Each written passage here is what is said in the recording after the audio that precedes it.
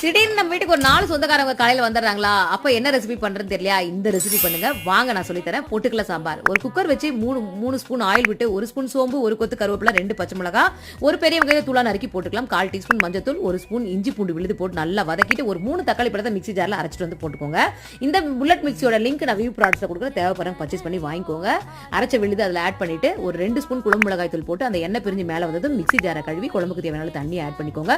அந்த குழம்பு கொதிச்சு வரதுக்குள்ள 2 ஸ்பூன் பொட்டுக்கலையை போட்டு நல்லா மிக்ஸியில தண்ணி ஊற்றி ஒரு திக்கான பேஸ்ட் கன்சிஸ்டன்சியில் அரைச்சிட்டு வந்து அதையும் இதில் ஆட் பண்ணிக்கோங்க. ஆட் பண்ணி நல்லா கொதிச்சிட்டு இருக்கிறதுக்குள்ள ஒரு ஸ்பூன் கரம் மசாலா போட்டுக்கோங்க. நான் இன்னைக்கு கடையில் வாங்கின கரம் மசாலா தான் போட்டுக்கேன். நீங்கள் வீட்டில் அரைச்சதாலும் போட்டுக்கோங்க. இந்த குழம்புக்கு கடையில் வாங்கின மாவுக்கும் சரியா இருக்கும், வீட்டில் அரைச்ச மாவுக்கும் இட்லிக்கும் நல்லா இருக்கும், சூப்பராக வரும். நான் இன்னைக்கு வீட்டில் அரைச்ச மாவுல தான் இட்லி ஊற்றி சூப்பராக சாப்பிட்டேன். இந்த மாதிரி நிறைய ரெசிபி வீடியோஸ் வந்து பார்த்தீங்கன்னா நான் அப்லோட் பண்ண சொல்லி கேட்குறீங்க. நான் அப்லோட் பண்ணால் அது வீடியோ சரியா உங்களோட ஆதரவு கொடுங்க. மென்மேலும் நிறைய வீடியோஸ் நான் கண்டிப்பாக போகிறேன். பாருங்க, சூப்பரான இட்லிக்கு இந்த குழம்பு ஊற்றி சாப்பிட்டா